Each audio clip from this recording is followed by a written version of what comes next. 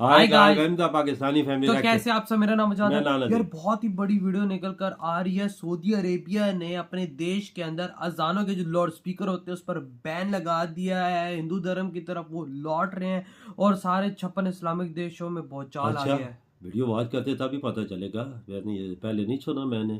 Loud स्पीकरों पे क्यों पाबंदी लगाई? ये तो मुझे भी इस चीज का नहीं पता, क्योंकि ये तो मतलब इस तरह बैन है कि आई थिंक ये आप समझ लो कि कहीं यूरोप में चले जो उस तरह बैन है लाउड स्पीकर्स पर। भारत के अंदर भी नहीं है, लेकिन अभी ये वॉच करेंगे। भारत के अंदर नहीं है, बिल्कुल नहीं है ना। मैंने भी यही बोला कि मैंने कहा नहीं है। तो अब आगे देखते हैं, अब ये वॉच करेंगे सऊदी अरेबिया में ये कैसे हो गया। तो काउंट ऑन करते स्टार्ट। ये तो एक मेन हब है, इस्लाम का गढ़ है।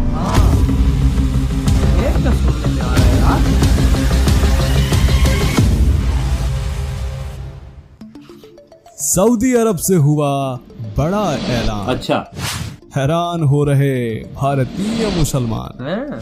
सऊदी अरब ने सुनाया नया फरमान। अच्छा, भारतीय मौलाना हो रहे परेशान। जी हाँ दोस्तों, सऊदी अरब में लगातार बड़े बदलाव हो रहे हैं। ये ऐसे बदलाव हैं जिनसे सभी 56 मुस्लिम देश सकते में आ गए। क्योंकि सऊदी अरब ही वो देश है जो इस्लाम का जनक कहा जाता है।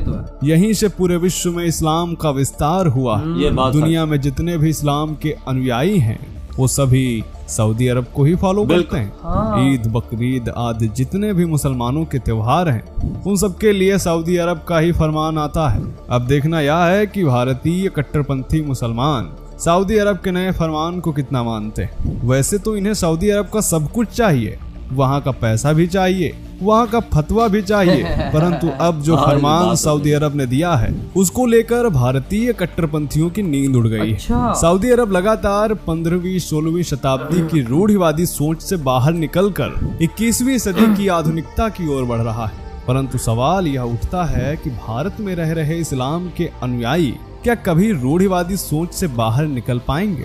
आज सऊदी अरब में जो हो रहा है, क्या भारतीय मुसलमान उसे स्वीकार कर सकेंगे? आखिर क्या है पूरा मामला? जानने के लिए बने रहिए हमारे साथ वीडियो के अंत तक और कमेंट में जय श्री राम जरूर लिखें।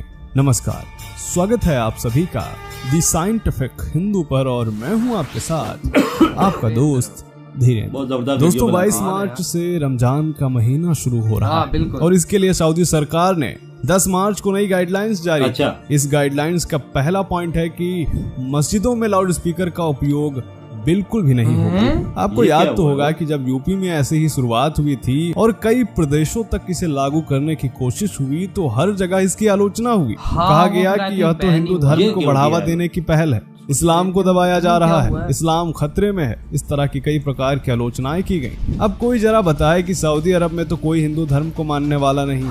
अगर थोड़े बहुत हैं भी तो उन्हें धार्मिक क्रियाकलाप करने की सख्त मनाही है। फिर आखिर उसी सऊदी अरब ने ऐसी गाइडलाइंस क्यों जारी की? तो दोस्तों, सऊदी अरब विजन 2030 के अंतर्गत लगातार परिवर्तन कर रहा है। हर एक उस परंपरा पर पाबंदी लगाई जा रही है जो रूढ़िवादी विचारधारा का हिस्सा है। सऊदी अरब ने न केवल मस्जिदों के लाउड स्पीकर पर प्रतिबंध लगाए, बल्कि मस्जिदों के इमामों द्वारा नमाज पढ़ाए जाने पर भी प्रतिबंध लगा दिया। यानी मस्जिद में अब नमाज कोई नहीं पढ़वाएगा, सभी लोग अपनी नमाज खुद पढ़ेंगे। यही नहीं, नमाज के बाद होने वाली तकरीर को न ही रिकॉर्ड किया जाएगा और न ही इसका कहीं प्रसारण किया जाएगा।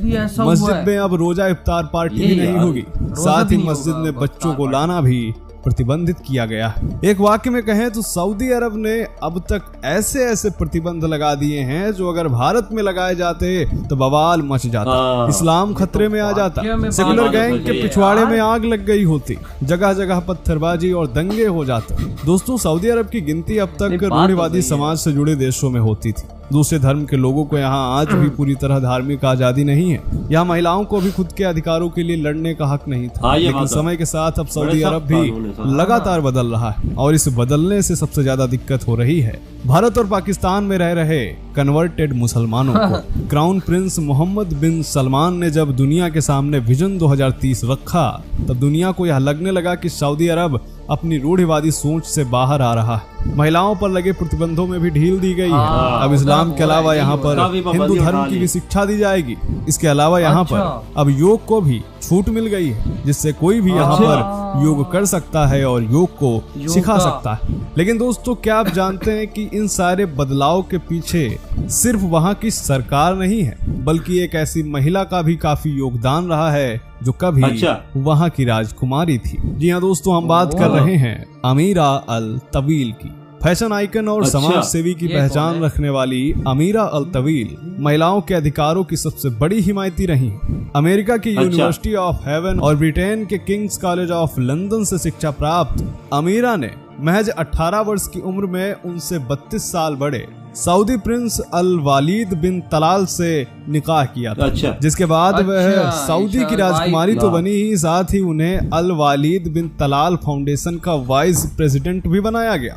और इसके बाद उन्होंने देश में लोगों को मदद पहुंचाने के कई प्रोजेक्ट्स पर काम किया। वर्ष 2012 में सऊदी की राजकुमारी रहते हुए अमीरा ने एक इंटरव्यू के दौरान कहा था कि शिक्षा से आपको ज्ञान मिलता है, और जब लोग किसी बात पर जागरूक नहीं होते तो उनके बारे में राय बनाई जाती है। इसी वजह से हमारे सेंटर्स दुनिया भर के 60 विद्यालयों में हैं। उन्होंने कहा कि मैंने इस्लाम के अलावा अन्य धर्मों की भी पढ़ाई की है, जिसमें मैंने हिंदू धर्म को अच्छे से जाना। इसके अलावा मैंने यहूदी और ईसाई धर्म के बारे में भी पढ़ा है। और वो कहती हैं कि अध्ययन की इस पूरी प्रक्रिया ने मेरी आंखें खोल दी। मेरे मन में इस्लाम के अलावा अन्य धर्मों के प्रति सम्मान और ज्यादा बढ़ गया है। आपको बता दें कि वर्ष 2013 में आपसी सहमति से अमीरा और अल वालिद के बीच तलाक हो गया था। इसके बाद अमीरा ने यूएई के बिजनेसमैन खलीफा बिन बुत्ती अल मुहैरी से शादी की। अमीरा अल तवील ने सऊदी अरब में बुर्खा और हिजाब को लेकर लंबी लड़ाई लड़ी थी। और आज सऊदी अरब में बुर्खा बैन तो नहीं है,